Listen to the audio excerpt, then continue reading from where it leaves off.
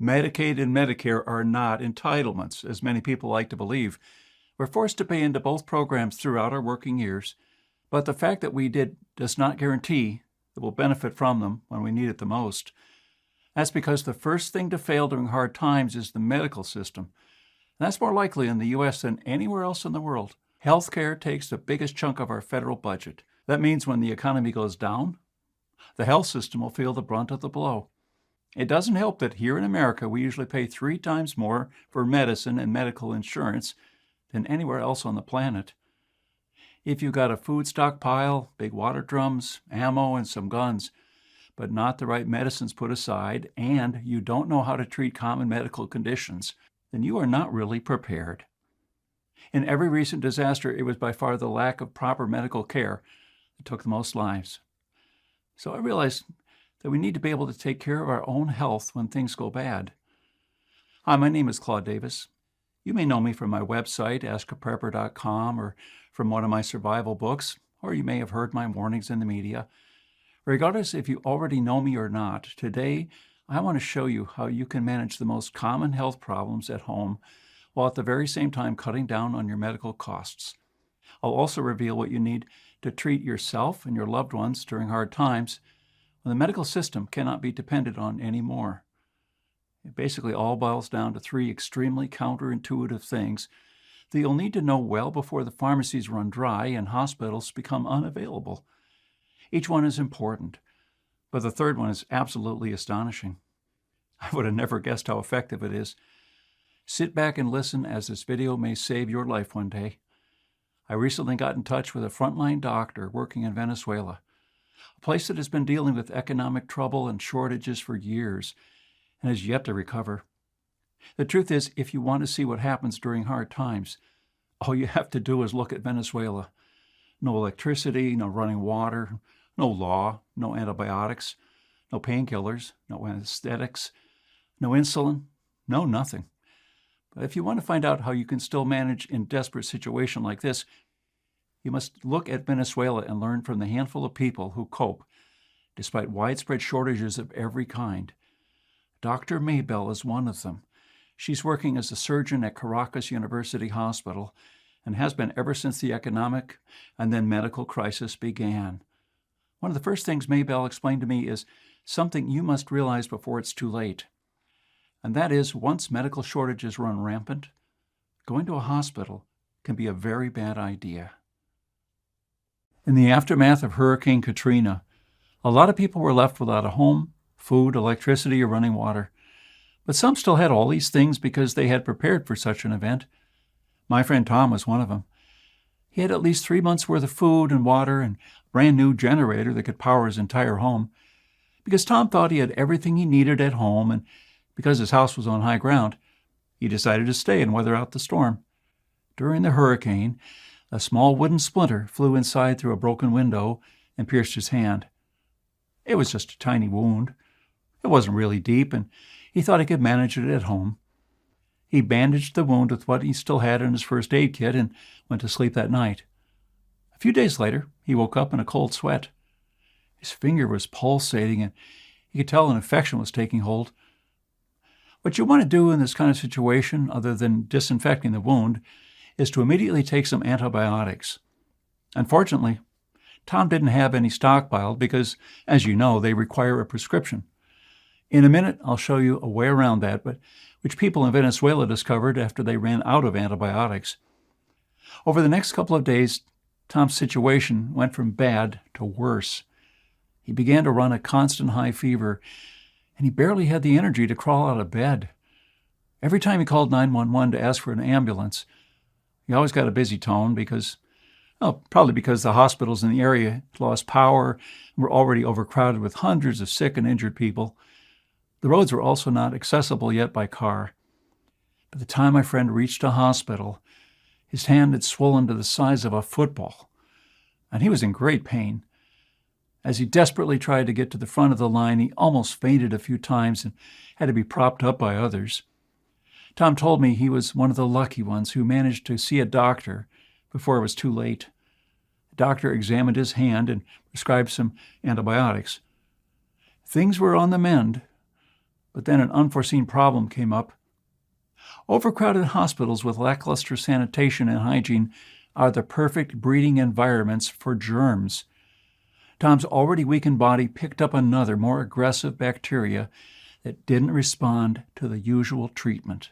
I know firsthand that in the U.S., hospital administrators are pulling their hair out, wondering how to reduce hospital-acquired infections.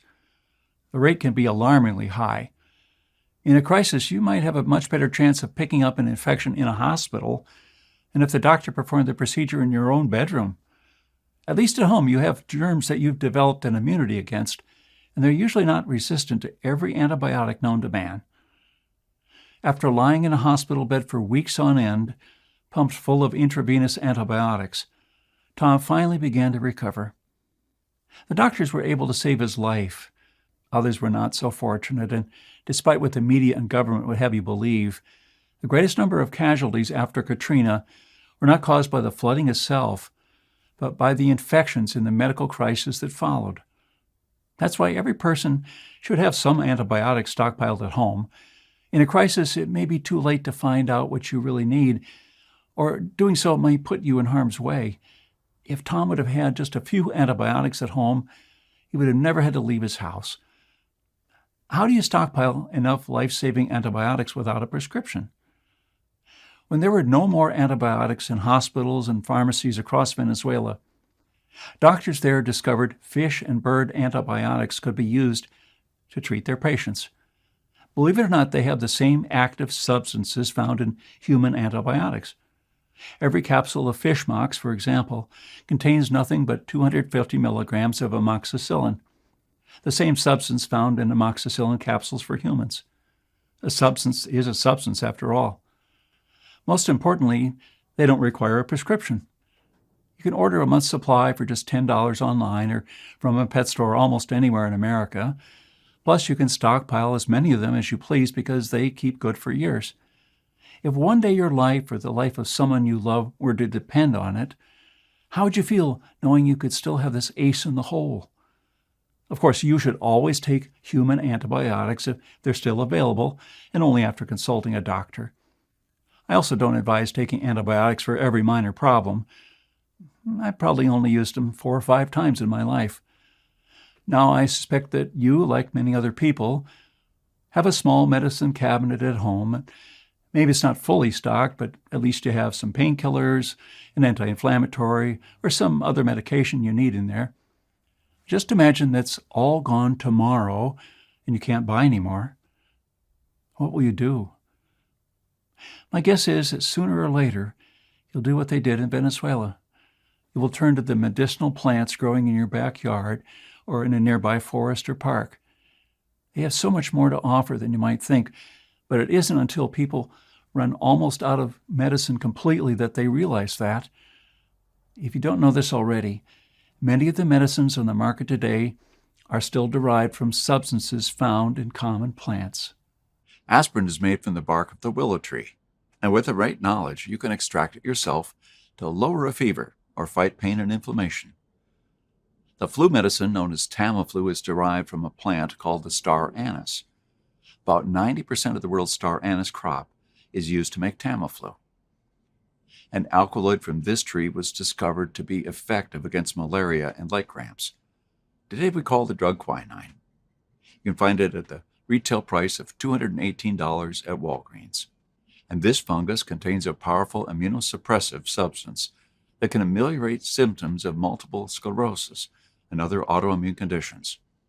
The derived drug today is called Gilenya, and 30 capsules will set you back around $9,000.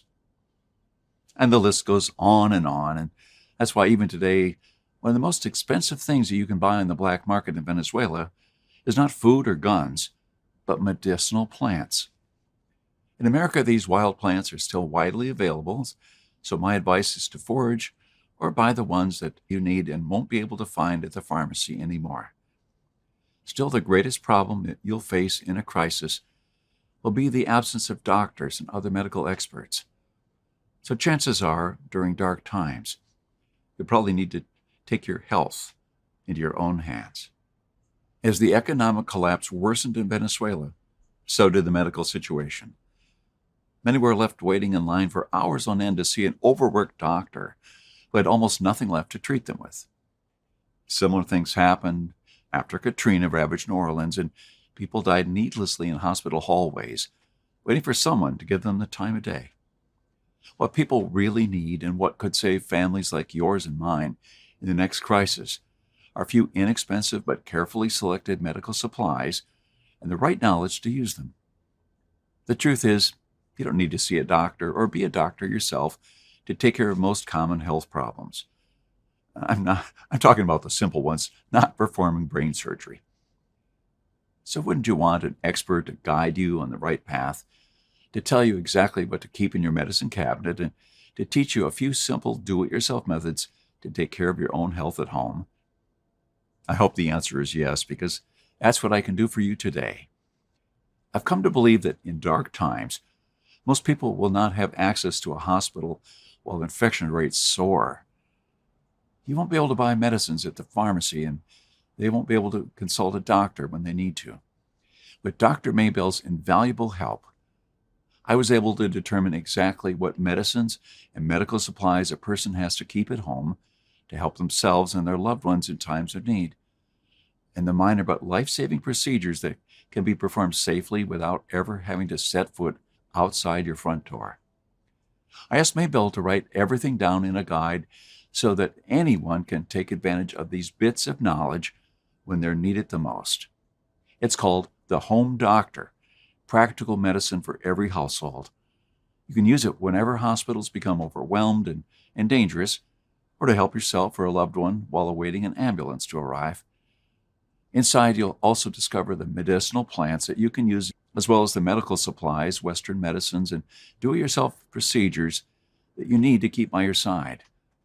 So I hope that you'll be wise enough to take advantage of everything we've painstakingly saved for you, from the practical day-to-day medical experience of a frontline doctor working in a collapsed medical system and country.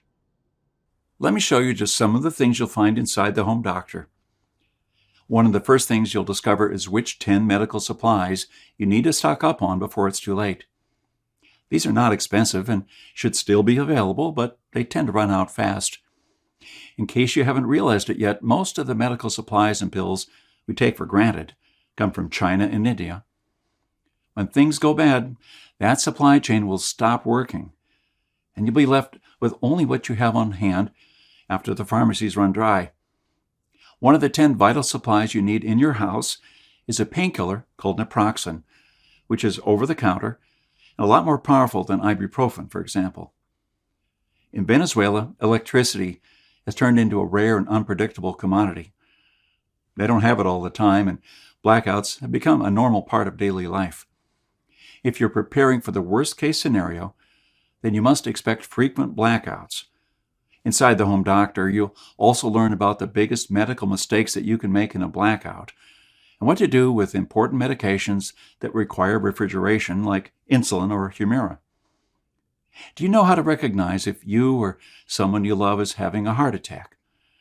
There are many conditions that mimic it. So how do you really determine if you're having a life-threatening cardiac event? Look at its 4 distinctive symptoms. First, chest discomfort that feels like uncomfortable pressure, squeezing, fullness, and pain in the middle of your chest that lasts for more than a few minutes. The second symptom is discomfort or pain in one or both arms and your back, your neck, jaw, or stomach. The third symptom is shortness of breath. The last thing you need to watch out for is breaking out in a cold sweat, nausea, and lightheadedness. These don't all come at once, but if you see even one or two, it's time to call 911. Another step you can take to improve your chances before the ambulance arrives is to chew on an aspirin and pour a vial of nitroglycerin under your tongue. But you need to have these 2 items at home beforehand. No country in the world has had to use more expired medication than Venezuela. Dr. Maybell and other doctors were able to see what happens firsthand, and it's almost guaranteed to shock you to the core. Most medications you have in your medicine cabinet are good for years after their bogus expiration dates, so pay close attention to this chapter before you throw away your so-called expired medications. as one day you might need it badly. You'll also learn about the only 4 antibiotics you should stockpile at home and how to get them legally without a prescription. They contain distinctive substances that act very differently. So while it could happen that you stumble upon a bacteria that is resistant to one of them, the chance it can withstand all 4 is very, very slim. Antibiotics will become priceless in times of need once they become scarce. Having them at home for you and your family is at least as important as having food stockpiles. Another thing you'll discover is the best natural painkiller that probably grows in your own backyard. This is the pain-killing plant that many in Venezuela turned to after they couldn't find relief at the pharmacy anymore, and it grows all over North America as well. You'll also learn how to deal with shortages of medicines such as insulin, which some people need to take every day. A friend of mine from Texas found a workaround and is able to get all the insulin he needs daily and even extra to stockpile. His ingenious method is completely legal and safe. You could start using it immediately, not only for insulin, but also for some other medicines that are notoriously hard to stockpile.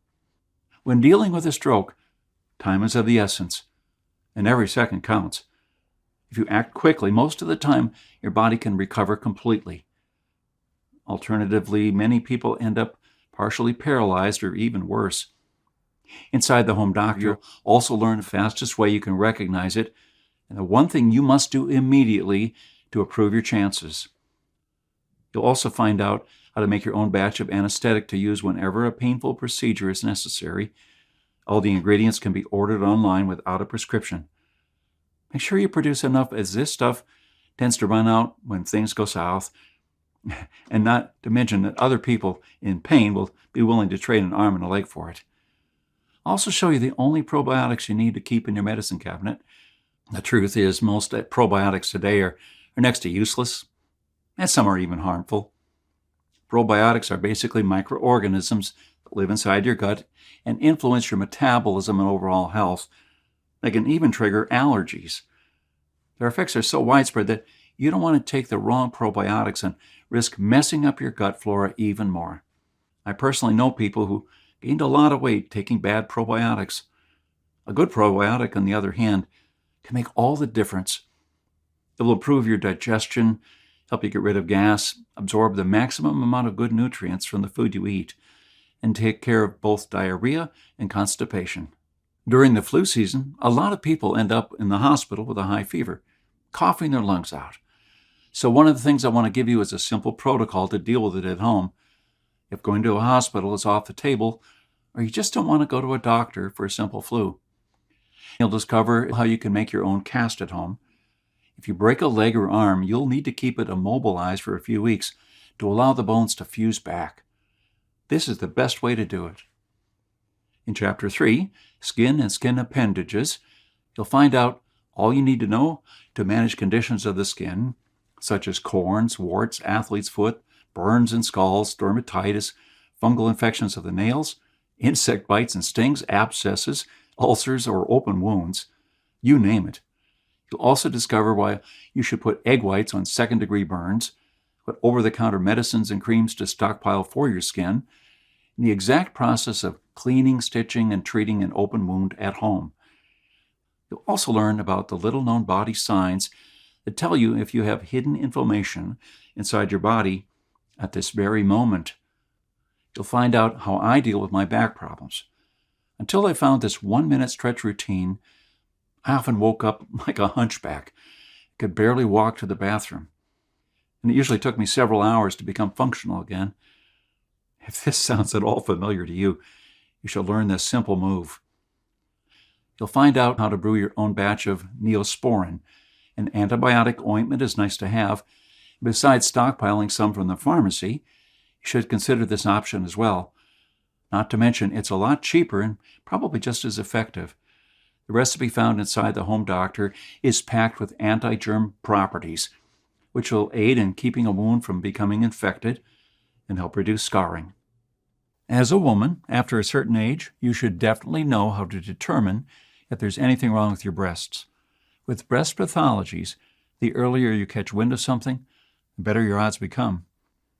You'll find out a simple set of diagrams and instructions that you can follow to put your mind at ease or go see a doctor in due time. Dr. Maybell perfected this method while working for 2 years at the prestigious European Institute of Oncology in Milan, Italy. You'll also learn how to pop a shoulder, hip, finger, or some other joint back into place. These types of accidents tend to happen more and more after a certain age. Have you ever heard of using leeches as medicine? They are an extremely effective and easy-to-use remedy for preventing a wound from festering and speeding up healing, as long as you're not squeamish, that is. Another thing they're good for is high blood pressure. Because they decrease the amount of blood flowing, they also lower the stress on your arteries. You'll also find out 25 remedies made from things you usually throw away. One man's trash is another man's treasure, as they say. For example, you can turn the eggshells you throw away into calcium pills that will be greatly appreciated in times of need or when food becomes scarce. Ever had a really bad toothache that just wouldn't go away? A dental infection can become quickly very dangerous, so you want to know how to take care of it the right way. Maybell recently went through something similar during the lockdown. She had a very painful tooth abscess, and because the dental clinics were closed, she had to become her own dentist. The full details of the procedure and the anesthetic she used, and that you should stockpile, are inside The Home Doctor. You'll also find out the only way to tell if your arrhythmia is benign or dangerous. Some changes in heart rate and rhythm are normal during sleep and physical activity and moments of stress. But other times, an irregular heart rhythm or arrhythmia may be a serious problem which, left untreated, can lead to cardiac arrest or stroke. The way you decide if it's time to call 911 is by looking at the symptoms of dangerous arrhythmias, which never appear for milder versions. These are shortness of breath, dizziness, lightheadedness, near fainting or fainting, and mild chest pain. If you feel your heart beating too fast or too slow, and also experience at least a few of these symptoms, call an ambulance immediately. You'll also discover how to remove an ingrown nail yourself. In a situation where medical help is hard to come by, an ingrown nail can be a serious infection if you don't remove it. Strangely enough, it's even worse if you remove it the wrong way and don't properly bandage and sterilize the area afterward. That's why if you get this in this situation, it would be nice to have the home doctor around to guide you along the way. Do you know why you should always keep chewing gum close by in case your ears start to hurt? It's simple, really.